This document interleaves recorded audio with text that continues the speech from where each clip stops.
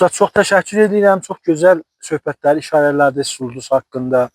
Onun nə zaman Sulduz olub, nətər olubdu. Çox gözəl məlumatlar verdiniz. İndi gedək sizin bu kitabınızın haqqında biraz danışaq. Bu Qarapapaq folkloru. Bizə bir misallar vura bilərsinizmi? Qarapaqların dəblərindən, bunların ənənələrindən, bunların məsəl üçün Qarapapaqlar, yəni ümumiyyətlə Sulduz deyəndə bizi dərin ilə hamının da, tanıyanların zeynində Qarapapaq tədayi olur. Qarapapaqla Sulduz elə ikisi də bərabər bir yerdə məna verilir. Qarapapaqların da hamı bilir, özlərinə məxsus bir dəbləri olubdu tarix boyunda. Hətta indi də Qarapapaqların yallıları da, rəqsləri də elə hər yerdə məşhurdur. Bu Qarapapaqların bir dəblərinə, bir ənənələrinə bir işarə də buyursanız məlumat üçün təşəkkür edərik. Buyurun. Bəli, ərz edirəm xidmətçisə ki, Qarapapaqlar həmişə Qazaxlarla bir qrupda olublar. Qazaxların indiki mərkəzi ki, Qafqazdadır. Aşıqların çoxu oradan qalxıblar. Munta bizə gələndə bizim yəni Sulduz Qarapapaqlarında ki, burada Qazax da vardı, bizim məclisi musiqimiz yoxdur, azdır. Məsələn, biz bir dənə Qarapapaqlara raci bir Qarabağımız vardı ki, fərq edir şikəstəklə, kəsməklə, ya məsələn Qarabağ ilə. Bunların özlərinə görə bir Qarabağ məclisi havaları var, bir də Sulduzu havaları var. O Sulduzu hava bu Sulduzunki deyil.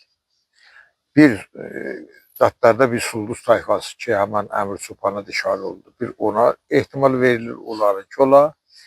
Bir də ki, deyirlər, bir Aşıq Nəcəf var imiş, bu Daşkəsəndə olurmuş.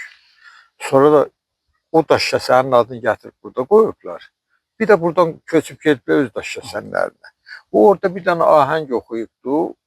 Əvvəl onun adı Nəcəfi imiş. Aşıq havanın adı. Sonra deyib, valla, mən elə üçün Daşkəsənli Sulduzdan gəlmişəm, elə Sulduzun adı etməsi, bunun havanın adını Sulduzu qoyaq.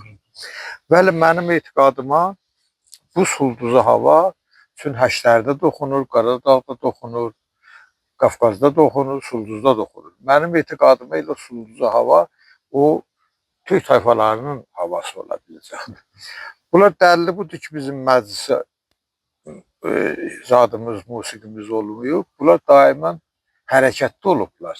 Yəni 100 il Qafqazda elə bu şəhərdən o şəhərə, bu məntəqədən o məntəqəyə, o səngərdən o səngərə.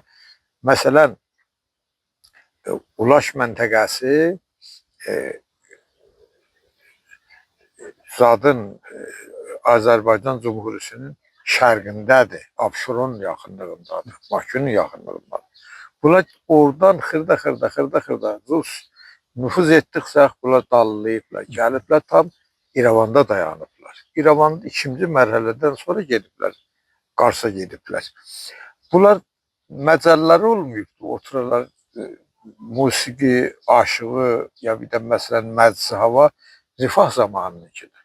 Bəli, bunların musiqidən qafil olmayıblar, bunların havaları əksinə tiringi olub. Və rəqsləri də yallı olub dəstə cəmi. Həm həması bir vəziyyət yaranıb, həm bir birlik yaranıb, həm də ki, o havalarını saxlayıblar. Bunların qədim deyirlər ki, məsələn, burada 50-dən artıq yallı gedərmişlər. Mən orada bir rəhmətli Arif müəllim var idi, Süheydə getmişdi, onunla mütəmassım var idi. Deyirdi, bizdə 52 yallı vardı, Qarabağ idi, Naxçıvanda. Bəli, bizimkində 25 yallı bəvaxırda deyirdilər. Mən səbt elədiyim təqribən 20 neçəyə çatır. Munta fərz buyurun, Həsənli yallısı 2 mərhələlidir, məsələn, dalan 3 dənədir. Məsələn, yan basma 2 no'udur, bəzən deyirlər 3 no'udur. Bunları cəmləyəndə elə 25 azada çatır. Bunlar qədim ittifaq üçün, ondan sonra birlik üçün bunlar yallı, əl-ələ verib yallı gedirmişlər.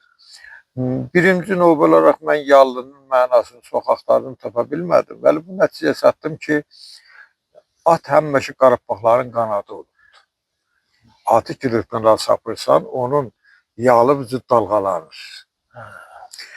Bu yallı da mən fikir eləyirəm, onlar o ata həvəs bəslədikləri üçün elə bu yallını da o yalın, atın yalından alırlar. Çünki sən ki yallı gedirsən, əyilirən, qalxıran, atın yalı kimi dalğalanır. Bunu mən gətirmişəm, indi qəbul olmaya, bəli, hələ etiraz eləyən olmuyordu. Bəli, yaldan alınır yallı kəlməsi. Bəli, bu yallılardan çoxsu gedilir. Qədim bir oğlan bir qız yapışardı, yallı gedərdi. Sonra bir şərait yarandı. Bu yallıları bilmirəm. Əlbəttə dəlaili var idi, mən istəmirəm deyəm. Bəli, bu yallılar infiradı oldu. Məsələn, mərdanə oldu. Xanımlar bir tərəfdə, kişilər öz yallılarını getdilər. Bəli, bu o qədər gözəl idi ki, bu qızda oğlanlı yallı getmək. Əvvəla onların səmimiyyətin, düzlüğün, əmanətdarlığı yetirirdi. Və burası da çox cəlib idi ki, o yallıda çoxsu da sövüşürdülər. Çünki niyə? Qədimdən bir dənə rəsm var idi. Nə heç kəs onu man bilirdi, nə heç kəs ona etiraz elərdi. Hansı oğlan qız onun əlindən yapışsaydı, oğlan istəsəydi məhəbbətin bildirir, onun barmağı ilə bir yavaşca əlini qıdıqlardı. Bu heç kəs etiraz eləməzdi, çünki bu rəsm idi. Əgər o da buna mail olsaydı, o da bunun əlini. Bu səhər yaylardı ki, bu iki cavan bir-birini istəyir. Və əksərən də bir-birinə çatardılar. Bəli, indi onlar yoxdur. Bəli, bunların geymələri sabit qalıbdır, hiss olub qalıbdır. Kişilərinki dəyişilib. Dəlili budur ki, çünki kişilər savar paltarı geyərdilər. Bu savar paltarı Almanlar da giyirdilər, Gürcülər də giyirdilər. Bəli, bunların aşırmaları, bu cedlərin üstündə fişəkdən tihmələri, bunlar özlərinə məxsusdur. Amma bizim qadın paltarlarımız eyni hifz olub qalıbdır. Ki, özü bir dənə məbhəsdir ki, mən oradan Bakıdan istəmişdilər ki, Qarabağ xanımlarının geyimlərini bizə yazsınlar. Burada bir kitab çıxacaq, mənim onları göndərmişəm, çap olacaqdır. İnşallah o da yerinə düşsə, mən onları ərz edərəm. Bəli, bizim yallılarımız çoxdur və indi də qalır və tringələrimiz də elə o zamandan qalıb. Gerçi təzə şeirlər də qatılıb ona. Amma indi biz, məsələn, mən gəldim, Aşağı Sulduzunu getdim, Bakuda təhqiq elədim, tapdım, bir məlumat qazandım. Sonra Dizəli Səlmanı gəldim, bir ayrı yerdən tapdım, bəli, kamilini tapa bilmədim. Birdən bunların özləri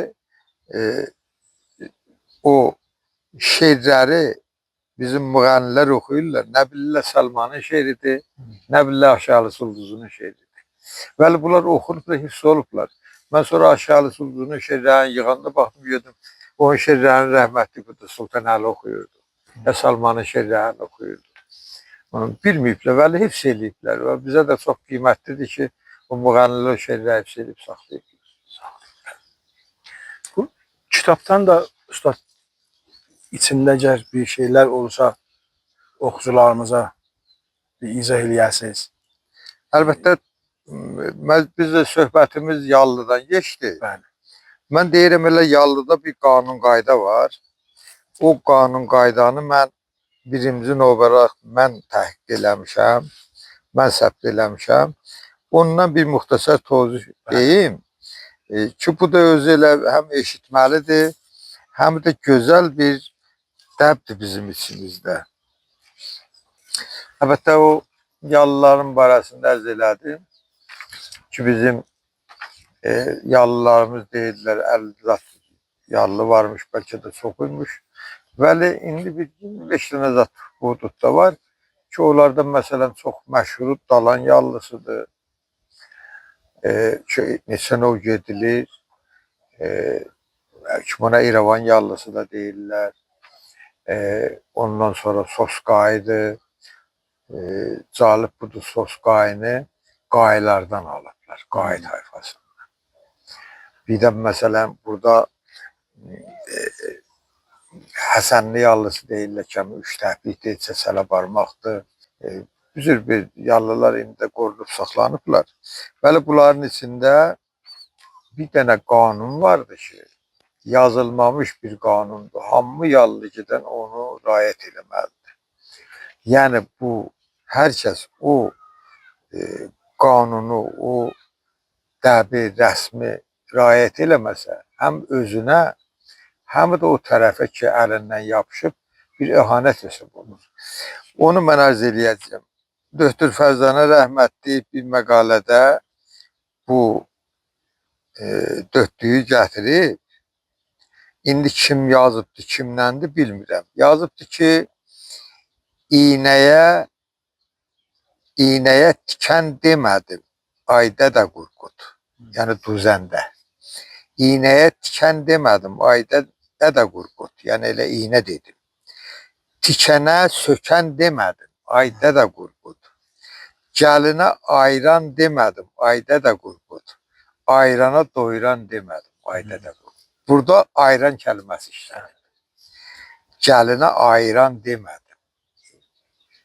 Dəlli də budur ki, ayranlar əksərən qızlara şamil olurdu.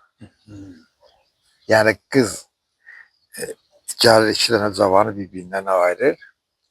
Bəli, bir niyyətlə gəlir. Amma gəlinin sahabı var, onu ayran demirlər. Ona görə deyir, gəlinə ayran demədim. Çox mənalıdır. Urmu gölünün batı güneyində mərkəzin Nağadey şəhəri olan Sulduz bölgəsində yerləşən Qarapapaqlar arasında ayran sözü yallılarda işlədilən bir ifadə və bir istilahdır. Zahiri dildə ayran deyirlər. Yallı cəmi bir rəqsidir. Onda iştirak edənlər kişili, qadınlı, əl-ələ yapışıb bir sırada və bir dairədə toy zurna və ya qoşu sümsüm tuzalı həmən və qoltuq dümbəyi ilə səsləndirilən havanın ritmi ilə o yallını başlayıb və başa çatdırırlar. Ya da ki, 2 nəfər yallıda olan söz oxuyan müğənnilər biri deyir, biri qaytarır, ya biri oxuyub, biri qaytararkən hər yallını öz havası ilə trengə deyib yallıya davam edirlər. Yallı ayaq oyunudur. Gerçi yallı gedənlərin sair əzası da o ritmə uyğun hərəkətdədir. Yallı müqabilində qol oyunu vardır ki, məclis rəqsidir. Yallını əzəl başda kişilər başlayar.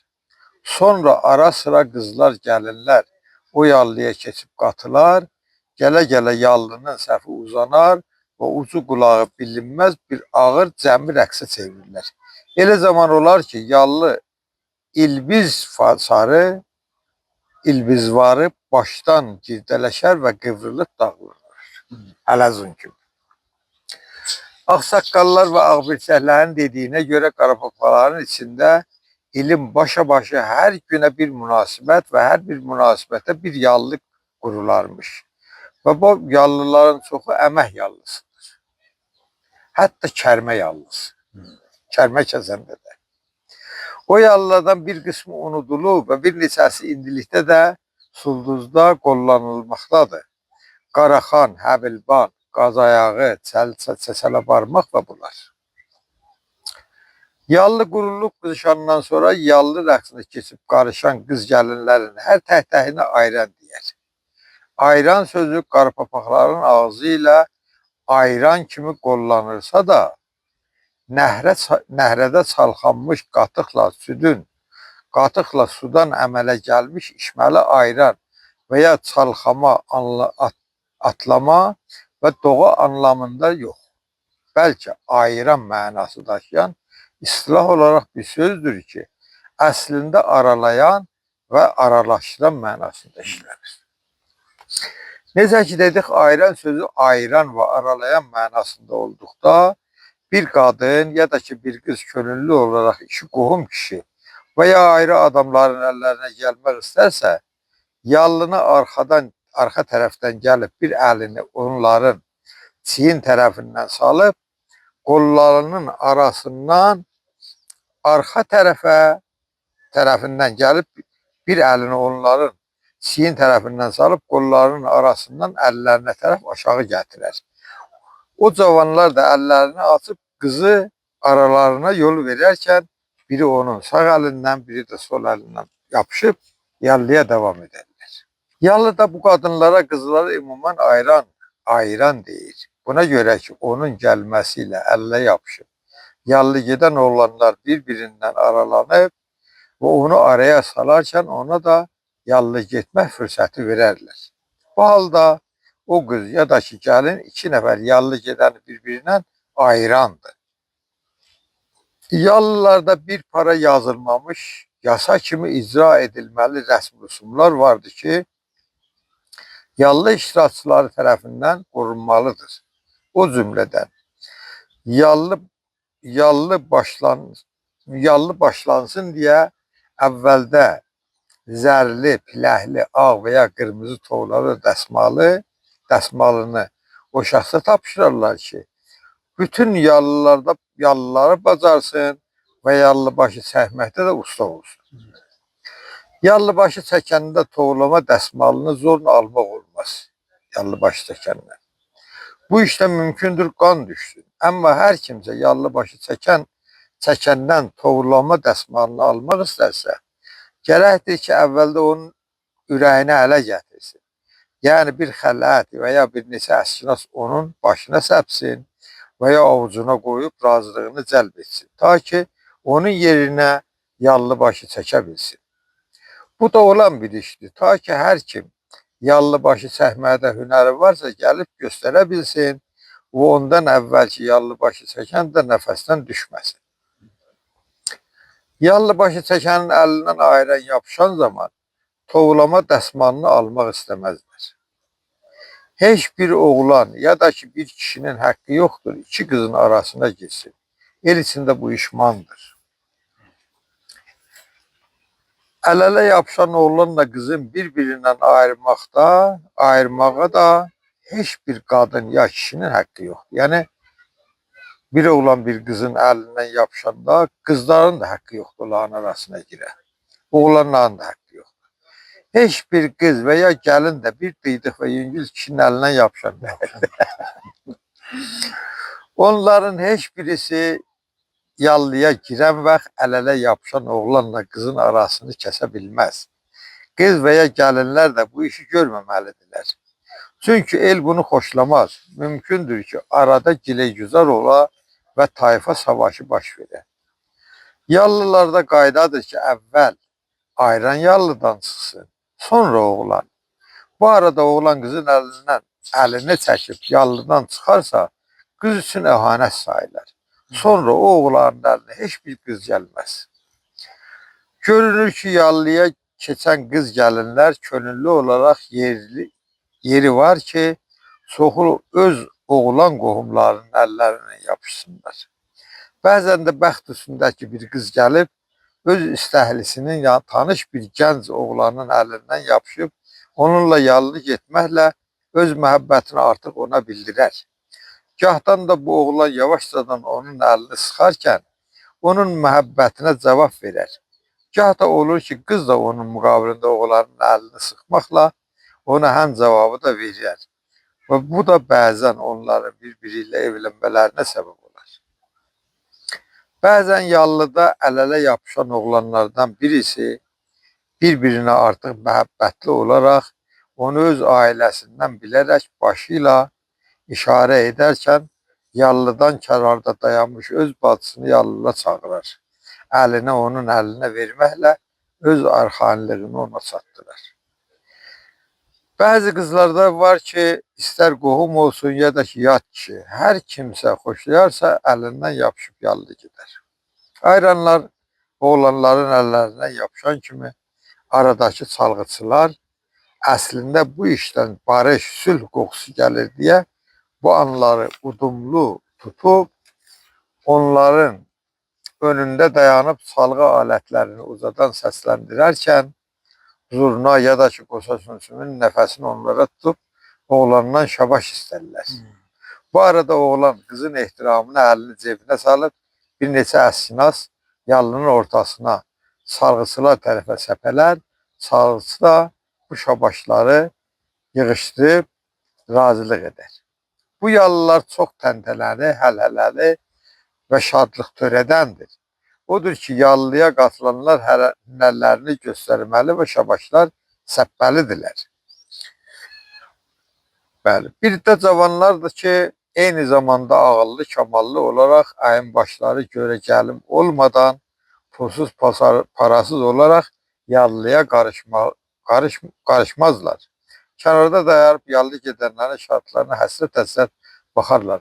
Bu da onların özləri və ailə üçün çəkilməz, unudulmaz bir niskin olar. İndilikdə keçmiş zamanlar kimi kötləvi və ucu qulağı bilinməz arası ilə bir oğlan, bir qız yapışan ağır yallılar təkrar olunmur. Amma hər tayfa və qambir qohum və ailə arasında bu yallılar tarlada ya da ki xüsusi olaraq ev içində icra olunur. Qarapapaq elində bu dəv və ənənə bu günə qədər göz bəbəyi kimi qorunub saxlanılıbdır. Bu yallıların iştirakçıları əl-ələ verib, atılıb oynayarlar. Bu da artıq elin birliyinə və ittifaqına bir işarədir. Yallı sözünü kökdən araşdırmağa heç bir qaynağa əl tapmadan, zənnimcə yallı sözü də yal sözündən alınmış və yallıya əlavə olaraq kullanılan mürəkkəb bir sözdür. Necə ki, çaparda olan və 4 nala gedən atların yalları dalğalanar, yallı rəqsinin səhvi də yallı gedənlərin atılıb düşməsi ilə dalğalanmalıdır və yallı sözü bu mənzuru yetirən bir istilah olmalıdır. Deməliyəm ki, Murum gölünün batı güneyində, Sulduz bölgəsində yerləşən möhtəşəm qarapapaqlar içində keçmişdə hər nəyə bir dəb var idi və hər dəbə bir rəsm. Və hər dəbədə bir yallı başlanır və sona çatar. Hər dəbdə bir yallı ilə başlanıb sona çatar. Elin şərəfli, hörmətli ağsaqqal və abirçəkləri demişlər, ilin başa-başa hər gün özünə uyğun bir dəb, hər dəbə uyğun bir yallı və bu yallıların çox payı əmək yallısı idi. Deyiblər ki, Qarabağlarda 25 növ yallı var imiş. Bu yallılar bütün şənliklərdə izlə olunardı. Odur ki, bəli, ilin başa-başı bu yallılar icra olunmalıydı. Ritm baxımından bu yallıların hər biri 2, 3 və ya 4 növdə icra olunar. Həm ağır, həm də yüngül.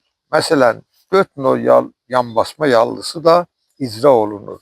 Əgər hər bir yallı kişili qadınla icra olunarsa, qadınları riayət edib yallını ağır hava ilə gedərlər. Əgər yalnız kişilər iştirak edərlərsə, yallı yüngül və ya tünd də icra olunar. Bəzən də hər iki halətdə bu yallı gedirlər. Bunu da çatdırmalıyam ki, heç bir qaynaqda ayıran sözünü kökdən araşdıran bir məqaləyə gözüm sataşmadan, naqis olsa da bu açıqlamanı birinci növbədə qələmə alıb araşdıran mən oldum.